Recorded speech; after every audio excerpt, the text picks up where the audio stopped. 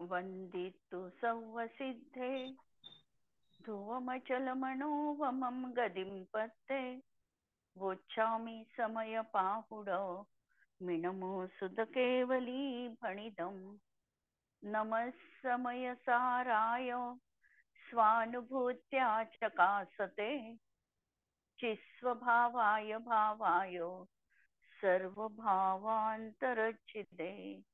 अंतिम शासननायक 1008 भगवान महावीर स्वामी की जय। द्वादशांग श्रुत देवी की जय। स्वाध्याय कक्ष संपेपर्यंत आपणा सर्वांना चतुर्विध आहाराचा त्याग असणार आहे। समयसार ग्रंथ आपण बघतो आहे आणि निर्जराधिकाराच्या गाथा आमच्या सुरू आहे। निर्जराधिकारात आचार्य सांगतात की ज्ञानी जीव हा निशंक असतो। का निशंक आहे? तर त्याला 7 प्रकारचं भय जीवनात असत नाही। इहलोक भय, परलोक भय हे दोन एकात घेऊन अमृतचंद्र आचार्यांनी यावर परत 6 कलश लिहिले। अमृतचंद्र आचार्य म्हणतात की ज्ञानीला मरण भय सुद्धा नाही, कारण तो निशंक आहे की आत्म्याचा जन्म नाही आणि आत्म्याचा मृत्यू नाही। हे नश्वर शरीर जेव्हा सोडायची परिस्थिती येते त्यावेळेला मात्र तो सजग असतो। सावधानतापूर्वक सल्लेखना धारण करून कषाय आणि कायेला कृश करत करत या इहलोकीचा निरोप घेतो। आणि असं सल्लेखनापूर्वक ज्यांचं मरण झालं हा जीव मॅक्झिमम 9व्या भवामध्ये मोक्षाला गेलाच पाहिजे। कारण ज्या वेळेला त्यांनी जागरण पूर्वक आपला हा देह सोडताना अलग आहे हे अनुभवलेलं आहे जीवनात, त्याच्या जीवनात नक्की सम्यक दर्शन प्राप्त होणारच आहे। शरीराविषयीचे अत्यंत उदासीन वृत्ती त्याची जीवनामध्ये असणार आहे। अनेक आगमामध्ये आम्हाला अशी उदाहरणं पाहायला मिळतात। आत्ताच आम्ही उदाहरण घेतलं तर शांतीसागर महाराजांचं आम्हाला उदाहरण दिसतं। एक मध्यंतरी बाहुबली सागर महाराज होऊन गेले। त्यांनी 12 वर्षाची नियम सल्लेखना घेतली होती आणि 12व्या वर्षीच्या अंतिम दिवशी त्यांनी देह विसर्जित केला। अशा प्रकारच्या समाधी आम्हाला बघायला मिळतात। भरत सागर महाराज आहे। आता आम्ही बघितलं तर आम्हाला विद्यासागर महाराजांचं उदाहरण त्या ठिकाणी दिसतं। अनेक मुनी अशा प्रकारे सल्लेखना धारण करून या देहाचा त्याग करतात। मी त्याग केला देहाचा ही भावना महत्वाची आहे। देह तो सोडून जाणारच आहे। देह सुटण्याच्या आधी त्याच्याविषयीची त्यागाची भावना ही महत्वाची आहे। तर अशा प्रकारे सल्लेखणे संबंधी आणि मरणभय त्याच्या जीवनात नाही या संबंधी आपण बघितलं। त्यानंतर बघितलं होतं की अकस्मात भय पण ज्ञानीच्या जीवनात नाही। अकस्मात भय का नाही? त्याची भीती का त्याला वाटत नाही? त्याची 2 कारण आहे। एक तर स्वतःच काहीतरी आमच्यामधून निसटून जाईल, आमच्या स्वरूपात बिघाड होईल किंवा आमचा नाश होईल, हे एक कारण। किंवा दुसऱ्याकडून माझी काहीतरी हानी होईल, दुसऱ्यांनी माझ्यात काहीतरी करून माझ्यामध्ये बिघाड तो करेल, असं या 2 तऱ्हेनी आकस्मिक भय जीवनात असू शकतं। पण ज्ञानी जीव हा स्वसंवेदन प्रत्यक्ष रूपाने स्वतःच्या अस्तित्वाला अनुभवतो। स्वसंवेदन ज्ञानाने त्या अतींद्रिय आनंदाचा अनुभव ज्ञानी घेतच आहे। ज्ञानी म्हटलं की तो 4थ्या गुणस्थानापासून स्खलित न झालेला तिथेच असलेला एक क्षायोपक्षमी ज्ञानी किंवा क्षायिक ज्ञानी म्हणा, असा हा जो ज्ञानी आहे दर्शन संपन्न, तो अंतरंगामध्ये अत्यंत निशंक आहे। त्याला स्वतःच्या नाशाची किंवा स्वमध्ये काही बिघाड होईल ही भीती जीवनात नाही। आणि दुसरं, कुणी माझं हानी करू शकतील ही पण त्याला भीती नाही, कारण तो आपल्या ज्ञान स्वभावानी दर्शन स्वभावानी निरंतर परिपूर्ण आहे, अचल आहे, नित्य आहे। हा त्याचा स्वतःविषयीचा असलेला कॉन्फिडन्स आहे, आत्मविश्वास आहे की माझा स्वभाव हा सिद्ध भगवंतांप्रमाणे राग रहित आहे. अनुभव तो कुठे आहे? जेव्हा राग विद्यमान आहे अशाच समयामध्ये तो स्वतःला एका दृष्टिकोनातून असा तऱ्हेचा स्वभावाच्या अपेक्षेने राग रहित समजतो आहे. सर्वज्ञ शक्तीने संपन्न स्वतःला बुद्धरूप तो मांडतो आहे. विरुद्ध भावाने रहित असा सहज समृद्धशाली आहे. विरुद्ध भावाने म्हणजे की त्याच्यामध्ये अशा तऱ्हेचा तत् अतत्पणा, एक अनेकपणा या भावाने तो सहज समृद्धशाली आहे. अतुल अनुपम आहे. परम सुख निधान आहे. विकल्पांनी रहित आहे. चैतन्य विलास रूप आहे. आणि त्यामध्ये त्याला काहीही त्याच्या मनामध्ये दुविधा नाही, विकल्प नाही. आणि म्हणून कोणत्याही वस्तूत काहीही अकस्मात घडत नाही हा त्याचा विश्वास जीवनात आहे. कधी कधी आमच्या मनात प्रश्न येतो की चौथ्या गुणस्थानामधला ज्ञानी हा निर्भय म्हटल्या जातो आणि भय प्रकृतीचा उदय, जी नौकषायामधली भय प्रकृती आहे तिचा उदय हा 8व्या गुणस्थानापर्यंत आहे. मग त्याला निर्भय कसं म्हणायचं? जर भय संज्ञा तिथपर्यंत विद्यमान आहे तर चौथ्या गुणस्थानातल्या जीवाला भयरहित निर्भय का म्हणायचं? यालाही आम्ही नयविवक्षेने जाणावं लागतं, तरतमता रूपाने जाणावं लागतं. जेव्हा चौथ्या गुणस्थानात ज्ञानी निर्भय आहे असं म्हटलं जातं तेव्हा तो श्रद्धापेक्षेने अभिप्रायाने निर्भय आहे. त्याला मिथ्यात्व आणि अनंतानुबंधी जनित असा भय त्या ठिकाणी त्याचं संपलेलं आहे. याचाच अर्थ त्याच्या जीवनामध्ये तो स्वतःला शक्तिशाली मानतोच आहे, पण पर्यायी मध्ये मात्र अजून तशा प्रकारचा पूर्ण भयाचा अभाव झालेला नाही. म्हणून भूमिकेनुसार अप्रत्याख्यानादी कषयांच्या सद्भावामध्ये अस्थिरतापूर्वक भूमिकेनुसार भय विद्यमान आहे. त्याच्या जोडीला परत अंतराय कर्माचा प्रबल उदय आहे.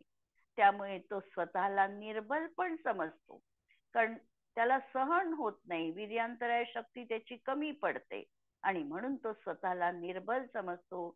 भयाची वेदना त्याला सहन होत नाही आणि म्हणून त्याचा तो इलाजही करतो. पण त्याला मी माझ्या स्वभावापासून च्युत होईल, म्हणजे माझ्या चैतन्यातलं काहीतरी निसटून जाईल ही भीती मात्र कधीही नाही.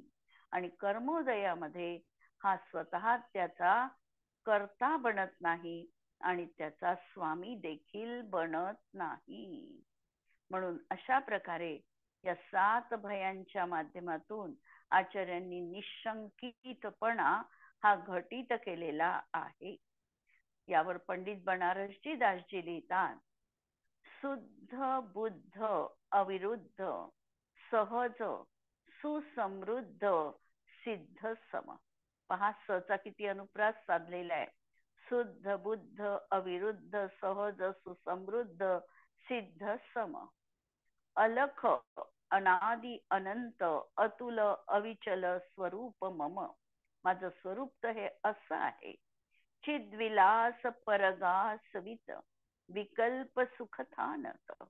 चैतन्याचा विलास माझ्या जीवनात नित्य आहे आणि अशा तऱ्हेने मी सुखाचं स्थानक आहे, सुखाचं स्थान आहे. जहां दुविधा नहीं कोई होई तहां कछु न अचानक. जिथे कोणत्याही प्रकारची दुविधा माझ्या मनात नाही की अचानक अकस्मात काहीतरी घडेल. आणि यासाठी आम्ही दुसरंही एक कारण देऊ शकतो की आम्ही पर्यायींचा क्रम जो आहे तो एकानंतर एक या क्रमाने नियमित रूपाचा आहे. पुढे समयसार मध्ये येणार आहे की क्रम नियमितता आहे. याचा अर्थ पर्यायी एकामागून एक सिस्टमॅटिकली त्याच्या पद्धतीने चालणार आहे. आम्ही म्हटलं आमच्या म्हणण्याने ते कार्य त्या समयात होईल असं नाही. आम्ही जमिनीमध्ये एक बीज रोवलेलं आहे आणि आम्ही म्हटलं उद्याच त्याला धान्य आलं पाहिजे असं होणं नाही. त्याला जो कालावधी लागणार आहे तो तशा पद्धतीचा लागणारच आहे. तितका काळ जाऊ द्यावाच लागणार आहे, तरच ते बीज अंकुरित होऊन त्या ठिकाणी बहुबीजपणा आम्हाला प्राप्त होऊ शकतो. आम्ही म्हणू की आज हे घडलं आहे, आत्ताच्या आत्ता हे असं व्हायला पाहिजे, असं जगामध्ये कुठेही कार्य होऊ शकत नाही. एक सिस्टीम ठरलेली आहे, एक पद्धती ठरलेली आहे आणि त्या पद्धतीच्या नुसारच ते कार्य तिथे संपन्न होणार असतं. ती योग्यता यावी लागते. योग्यतेनुसारच ते सगळं काही अभिव्यक्त होतं आणि निसर्गामध्ये कुठेही अव्यवस्थितपणा नाही, विस्कळीतपणा नाही. जर विस्कळीतपणा असता तर एक द्रव्य दुसऱ्या द्रव्याचं झालं असतं, त्याच्यामधल्या परिणामासाठी दुसऱ्याला आम्हाला जबाबदार धरावं लागलं असतं. पण असं जगामध्ये कधीही काहीही घडलेलं नाही. प्रत्येक काही जो क्रम आहे या क्रमानुसारच ते तशा प्रकारचं परिवर्तन या जगतामध्ये सुद्धा होत आहे. आम्ही आज म्हणतो की निसर्ग खूप बदललाय, निसर्गाचं म्हणजे पूर्वीचा निसर्ग आजच्या सारख्या निसर्गासारखा राहिला नाही. पूर्वीचा निसर्ग एक पद्धतशीर होता, आता निसर्गामध्ये असंतुलन आलं आहे. पण हेही त्याच्या क्रमानुसारच त्या ठिकाणी घडत आहे आणि म्हणून ही सगळी क्रमनियमितता असल्यामुळे एखादा जो मधला दुवा जर आम्ही म्हटलं याला काढून टाकू तर ती सगळीच्या सिस्टीम पूर्ण ढासळणार आहे आणि म्हणून या जगामध्ये अकस्मात असं काहीही घडत नाही. मग परत आम्हाला प्रश्न येतो की असं जर अकस्मात काही घडत नाही आणि श्रेणिकाचं आम्ही उदाहरण देतो की श्रेणिक राजा होता, त्याला तर मृत्यूचं भय होतं की नाही, हा जर प्रश्न आला किंवा त्याला म्हणजे त्याला तर असं होतं की अकस्मात भीती वाटली की नाही वाटली की हा माझा मुलगा जो येतो आहे समोरून, हा मला मारण्यासाठी येतो आहे आणि आता अकस्मात माझा मृत्यू होईल, अशा प्रकारची श्रेणिक राजाला देखील भीती वाटली. इकडे आम्ही श्रेणिक राजा क्षायिक सम्यक दृष्टी आहे हे सांगतो, त्यांना तीर्थंकर प्रकृतीचा बंदही सुरू आहे, आत्ताही सुरू आहे. कारण तीर्थंकर प्रकृती ही निरंतर बंधी प्रकृती असल्यामुळे तिचा बंध हा सतत, आता नरकात श्रेणिक राजा आहे तिथेही त्याला तीर्थंकर प्रकृतीचा बंध होतो आहे. विग्रह गतीत म्हणजे नरक सोडून जेव्हा मनुष्य पर्याय धारण करेल, ती जी विग्रह गती आहे तिथेही त्यांना तीर्थंकर प्रकृतीचा बंध आहे. तिथेही त्यांना क्षायिक सम्यक दर्शनाची प्राप्ती आहे. जन्म होताना त्यांना अवधी ज्ञानाची देखील प्राप्ती असणार आहे, कारण तीर्थंकरांचा जीव म्हणून जन्माला येणार आहे, तर जन्मतः 3 ज्ञान असणार आहे. नरकामध्ये भवप्रत्यय अवधी ज्ञान म्हणजे सुअवधी ज्ञान आता देखील त्यांच्या जीवनात आहे. हे सगळं त्यांचे प्लस पॉइंट आहे. पण तरी देखील ज्या वेळेला मुलांनी त्यांना बंदिवासात टाकलेलं होतं श्रेणिका राजाच्या पर्यायीमध्ये, त्यावेळेला तो मुलगा त्या क्षणी त्याला उपरक्ती झाली आणि सोडवण्यासाठी वडिलांना आलेला आहे.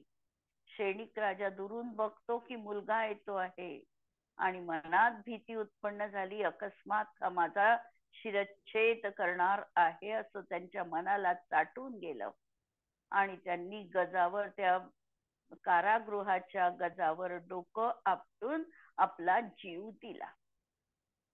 कथाभाग. आणि आम्ही याच्यावरून सिद्धांत जर आम्ही असा लावला की पहा, सम्यक दृष्टीच्या जीवनात देखील त्याला भीती होती की नव्हती, अकस्मात घडेल किंवा माझं मरण हा करेल अशी भीती त्याला वाटली की नाही वाटली. आता हा प्रश्न आम्हाला प्रथमानुयोगाच्या कथेमधून अशाच तऱ्हेचा जरी दाखविल्या गेला किंवा त्याची अशी उपपत्ती सांगितली तरी आम्हाला चरणानुयोगामध्ये तो प्रश्न व्यवस्थित बघावा लागतो. चरणानुयोग हे म्हणणार आहे, कर्णानुयोग हे म्हणणार आहे की सम्यक्त्व त्याचं खंडित झालेलं नव्हतं.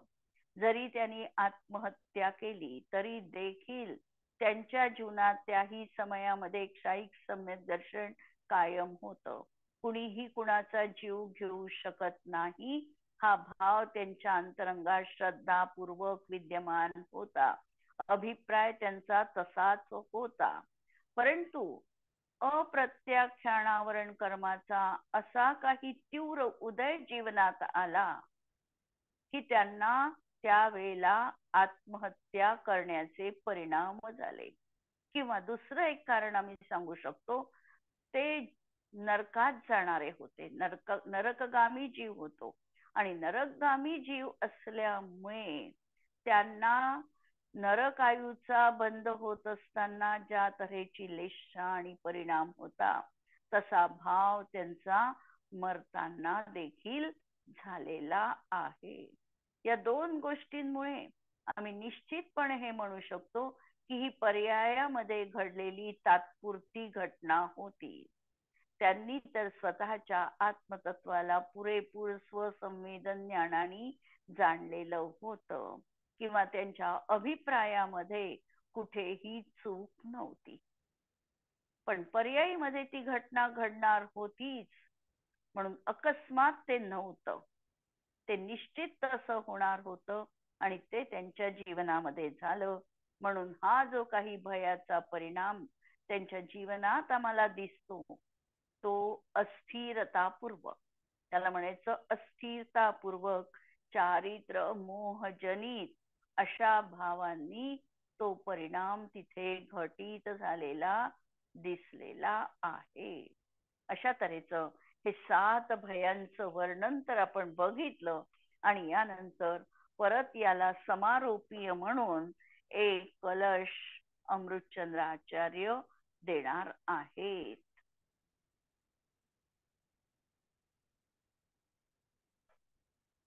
कलश 161 नंबरचा. टंकोत्कीर्ण स्वरस निचित ज्ञान सर्वस्व बाज सम्यक दृष्टेर यदि सकलम ध्वंति लक्ष्माणि कर्म तत्तस्यास्मिन् पुनरपि मना कर्मणो नास्ति बंधः पूर्वोपात्तं तदु न भवतो निश्चितं निर्जरैव. अर्थ पहा. आणि मला वाटतं आपण थोडस मागचा भावार्थ पण पाहिला नाहीये, तो पण आपण बघूया.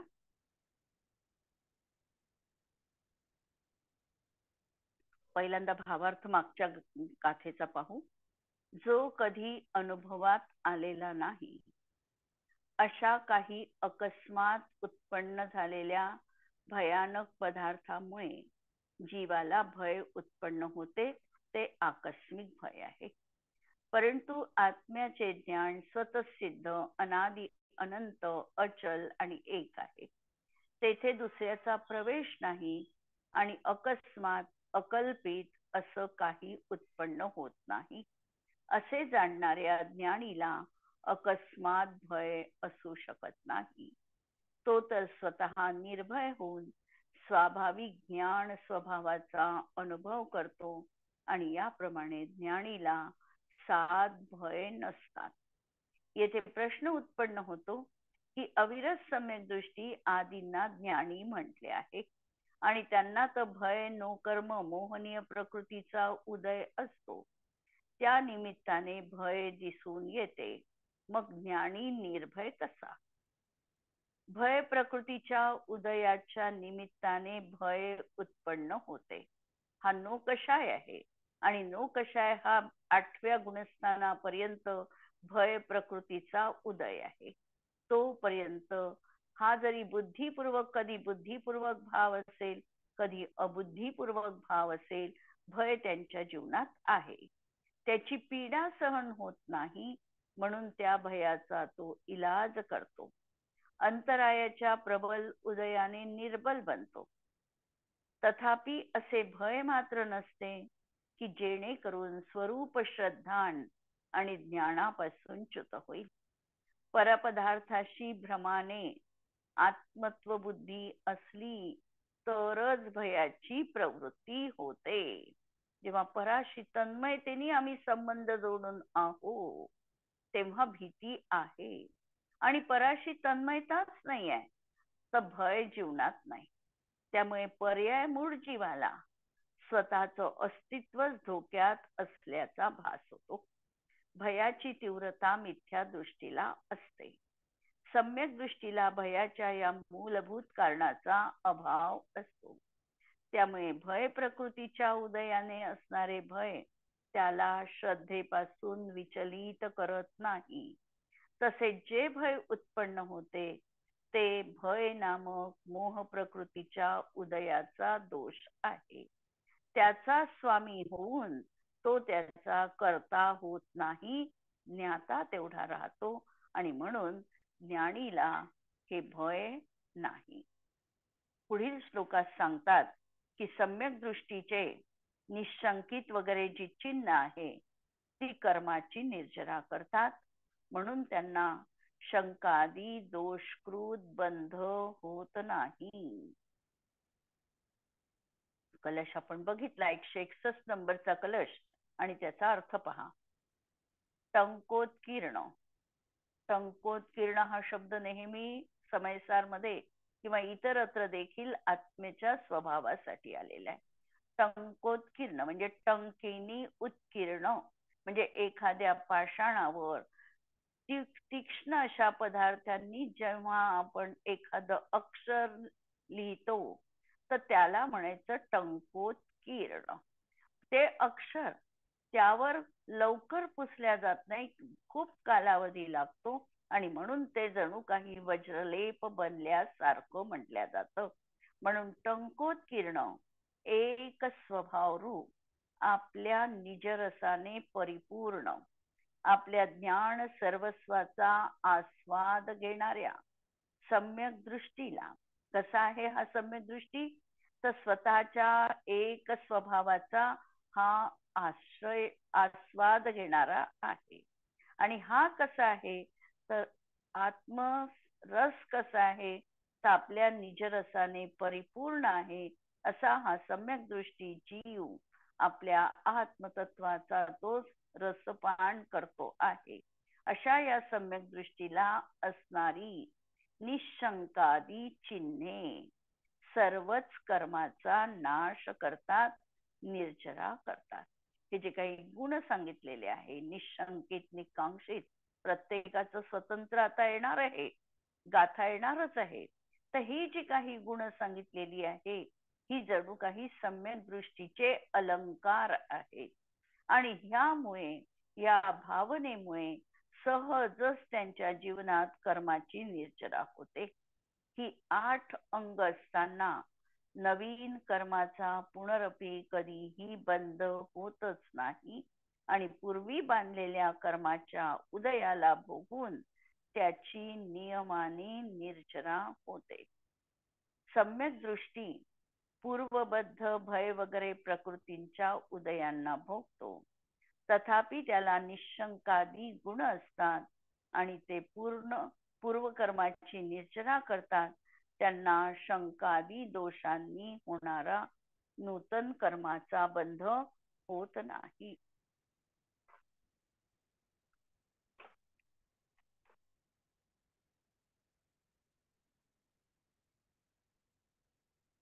ज्ञानी पुरुष आपल्या सर्वस्वाचा पूर्ण अधिपती आहे. त्याला 8 अंग माहिती आहे आपल्याला. आम्ही जेव्हा रत्नकरण शावकाचार किंवा पुरुषार्थ सिद्धी उपाय सारखे ग्रंथ बघितले, या ग्रंथामध्ये पहिल्याच अध्यायामध्ये सम्यक दर्शनाचं विस्तृत वर्णन आलेलं आहे आणि त्यामध्ये या 8 अंगांचं स्वरूप दिलेलं आहे. हा जो 8 अंग त्याच्या जीवनात आता त्याला प्रत्यक्षामध्ये आम्हाला बघायला मिळतात. निशंकपणा पाहायचा असेल तर आम्ही सम्यक दृष्टीकडे निर्देश करू शकतो. हा गुण पहा. वास्तविक भाववाचक संज्ञा आहे आणि भाववाचक संज्ञा जर आम्हाला सांगायची असेल तर ती एखाद्या व्यक्तीच्या माध्यमातून सांगावी लागते. जसा जर आम्हाला एखादा धैर्यशाली पुरुष सांगायचा असेल तर धैर्य ज्या व्यक्तीमध्ये विद्यमान आहे त्या व्यक्तीचा आम्हाला निर्देश करावा लागतो. त्याप्रमाणे हे निशंकादी गुण ज्या ठिकाणी आहे असा वाच्य त्याचा कोण आहे, तर सम्यक दृष्टी त्याचा वाच्य असणार आहे. आणि दृष्टीचा विषयभूत आत्मा हा नित्य आनंदमय. दृष्टीचा विषयभूत आत्मा याचा अर्थ ज्याचं अवलंबन घेतल्याने किंवा ज्याच्याकडे आम्ही आमचं लक्ष केंद्रित केलं त्यामुळे आमचा अतींद्रिय स्वभाव आमच्या स्वसंवेदनानी जेव्हा आम्ही जाणतो अशा त्या आत्म्याला म्हणायचं दृष्टीचा विषयभूत आत्मा. आपण मध्यंतरी पाहिलेला आहे की समयसारचा प्रतिपाद्य विषय हा शुद्धोपयोग नाही, किंवा त्यांना रत्नत्रय सांगायचं नाही, किंवा सम्यक दर्शन ज्ञान चारित्र्याचं वर्णन नुसतं त्यांना करायचं नाही, हा त्याचा प्रतिपाद्य विषय नाही.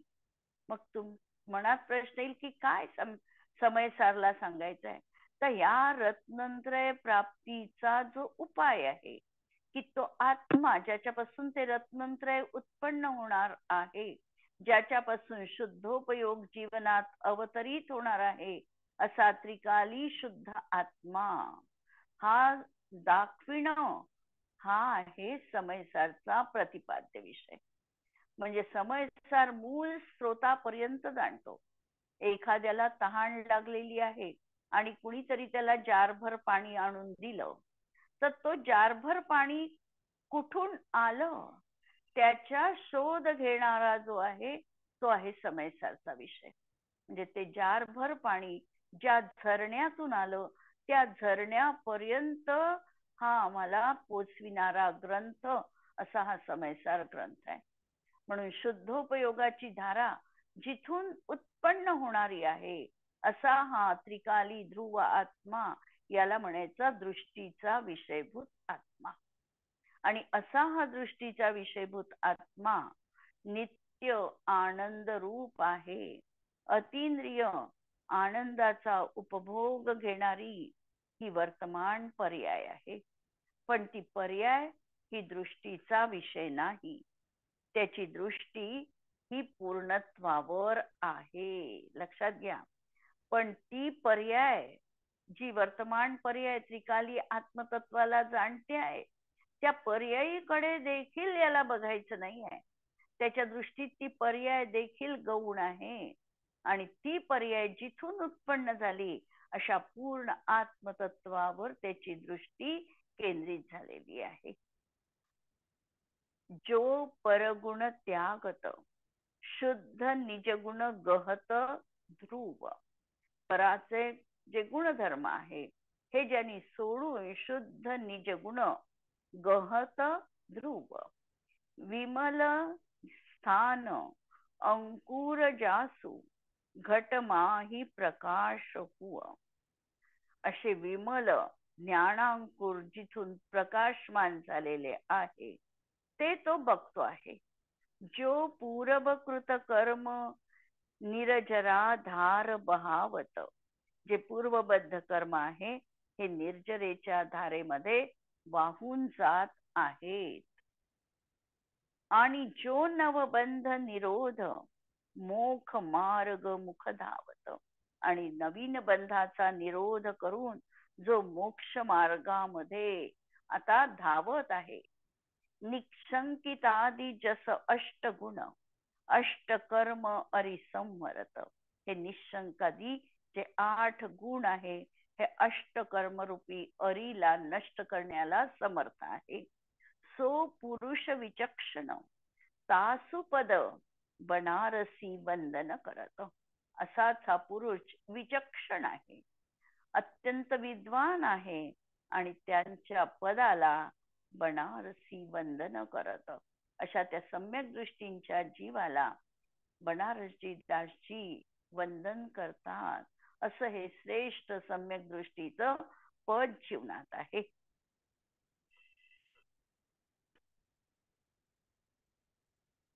समयसार ग्रंथामध्ये निशंकित गुणासोबत 2 गाथा आलेल्या आहेत. पहिले गाथेमध्ये जो 7 भयांनी रहित असतो तो निर्भय निशंक अंगधारी सांगितलेले आहे. त्यानंतर अमृतचंद्र आचार्यांनी 7 भयांसंबंधात 6 कलश ठेवले. इहलोक भय आणि परलोक भय एकात घेतले आणि नंतरचे कलश असे 7 अंगाचे सूचनारूप काव्य आलेले आहे. आणि आता कर्मबंधाच्या कारण रूप मिथ्यात्वादी 4 भावांच्या अभावरूप गाथा येणार आहेत.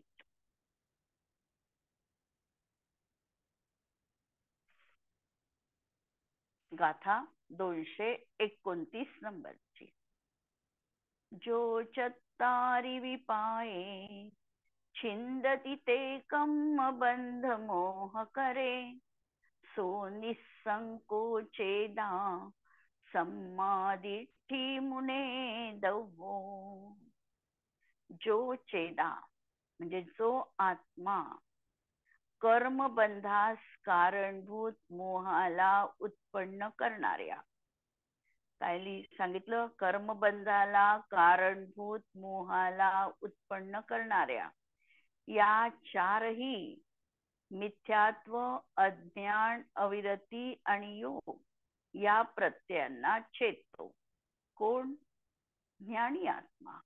तो निशंक सम्यक दृष्टी समजावा, ज्याच्यामुळे हे 4 प्रत्यय मिथ्यात्व, अज्ञान, अविरती आणि योग यामुळे मोह उत्पन्न होतो आणि हा जीव या 4ही प्रत्ययांना, कारणांना दूर करतो.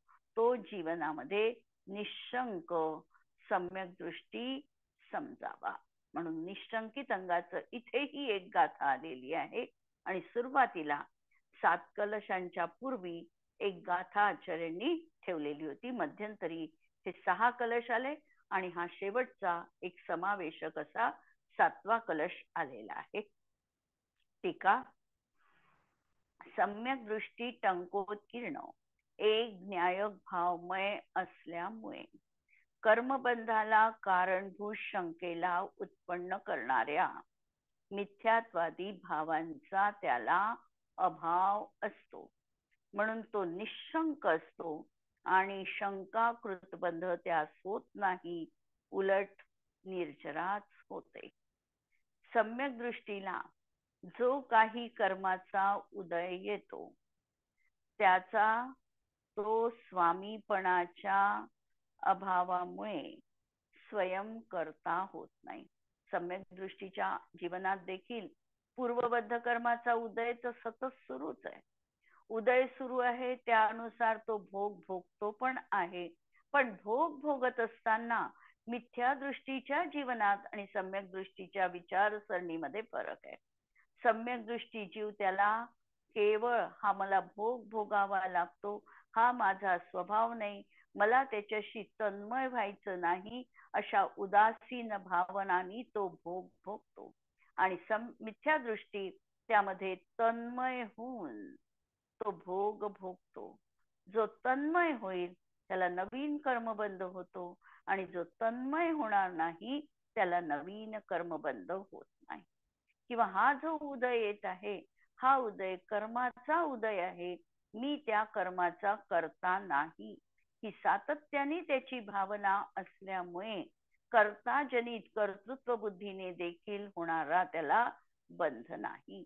म्हणून भय प्रकृतीचा उदय असतानाही मोहजन्य शंकेच्या भयाच्या अभावामुळे मार्ग भ्रष्ट न होता तो निशंक राहतो.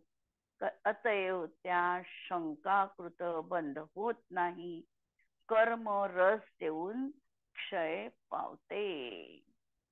अशा तऱ्हेचं निशंकित अंग या ठिकाणी संपलेलं आहे. आणि यावर आपले रत्नकरण शावकाचार मध्ये आचार्य काय म्हणतात, किंवा पुरुषार्थ सिद्धी उपाय मध्ये सेम आचार्य अमृतचंद्र आचार्य काय कारिका ठेवतात याला आपण उद्याला बघूया.